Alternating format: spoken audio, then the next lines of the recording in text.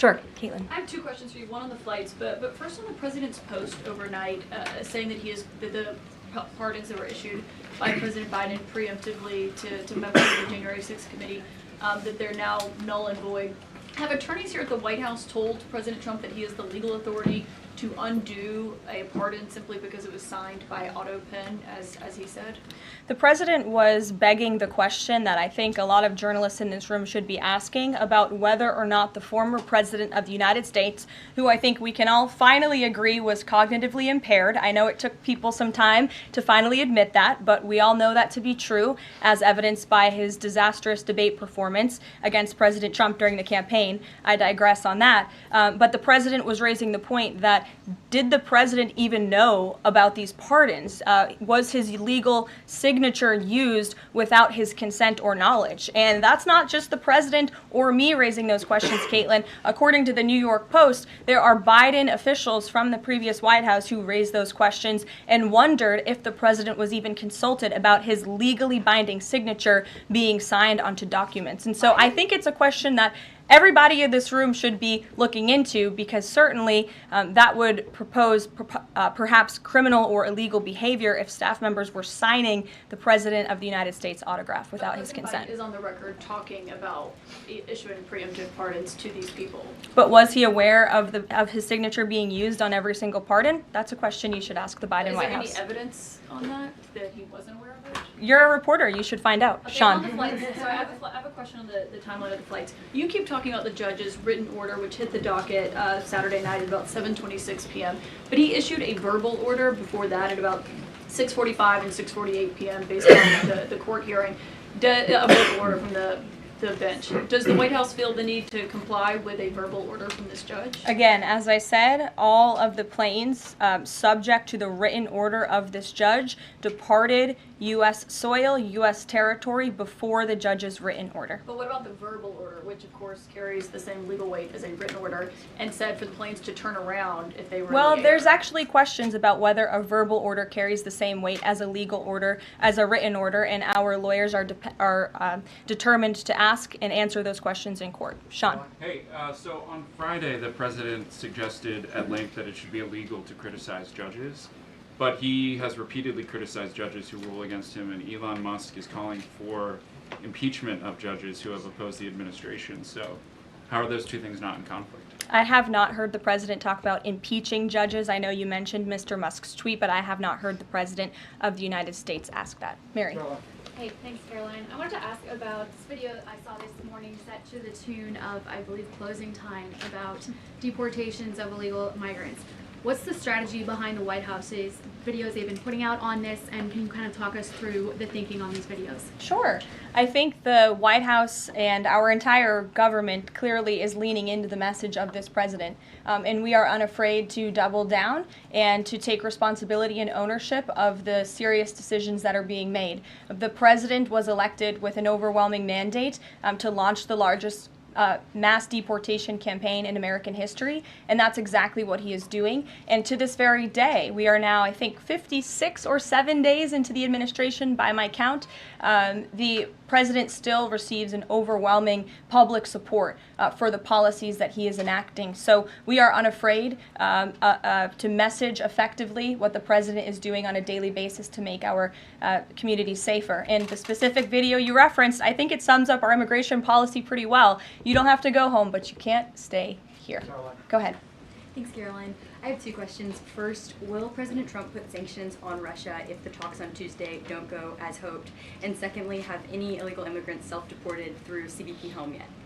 To your first question, it's something the president has floated, and certainly he's willing to do if necessary. I don't have anything to read out, and I would never get ahead of the president on such a serious decision. To your second question about the CBP Home app, I would have to check in with the Department of Homeland Security, but it's a great question, and we're very proud to repurpose this app, which the Biden administration abused to facilitate the mass illegal entry of illegal immigrants into our country. It was like a fast pass at Disneyland.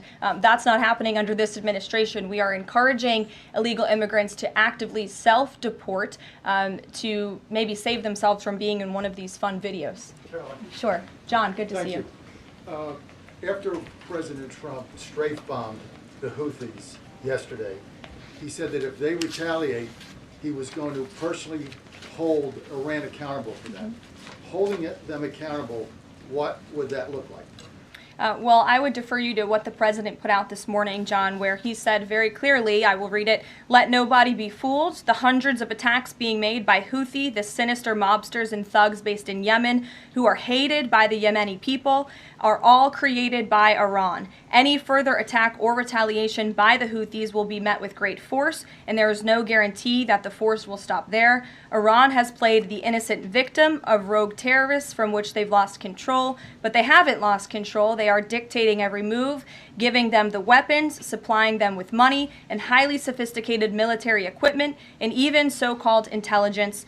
Every shot fired by the Houthis will be looked upon from this point forward as being a shot fired from the weapons and leadership of Iran. And Iran will be held responsible and suffer the consequences, and those consequences will be dire." That is a statement from the President of the United States just moments ago. I have nothing additional to share, but our message to Iran is you better take this president seriously, and I think the Houthis learned that the hard way this past weekend. As I said in my opening remarks, there's a new sheriff in town, and this president is not just going to sit on his hands and allow terrorists to launch attacks on commercial vessels and U.S. naval ships. Those actions will not be tolerated.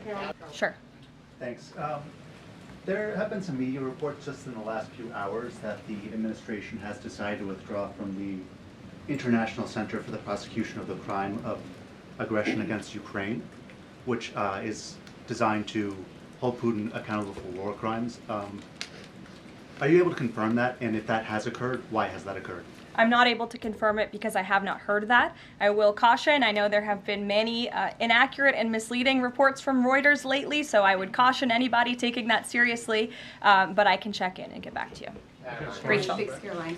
Is it the president's belief that the Justice Department should be investigating members of the January 6th Select Committee? Is he directing the DOJ to do that? As the president made it very clear in his address on Friday, I believe some of you were there, I was there, he made his vision for what he would like to see of the Department of Justice very clear, but he said that he has appointed great people in Attorney General Pam Bondi and also in our FBI Director Kash Patel to do what they think is best for our justice system and to stop the weaponization of justice that we saw under the previous administration against not just President Trump but his supporters as well. We want to restore the Department of Justice to an institution that focuses on fighting law and order and crime and putting real criminals behind bars, not targeting Americans because of their religion or their political speech. We saw that under the previous administration, and it's unacceptable to this president. And just to follow up really quickly on just Homan's comments from earlier, a few weeks ago in the Oval Office, the president said he will always abide by the courts. We heard what Tom Homan said earlier today. So I'm only asking just to be clear for the American people.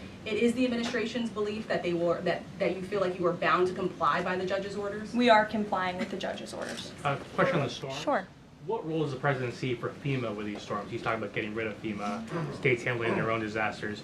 Does he plan to change how the federal government responds to these storms? There hasn't been a change yet. That doesn't mean there couldn't be in the future. But as of right now, the president, the entire administration are actively monitoring the storms, as I said. In fact, before I came down here, there was an email note in my inbox from the Department of Homeland Security on what they are actually doing state by state across the board. So rest assured, Secretary Noem and her team is on it, and I would defer you to the Department of Homeland Security for any further details.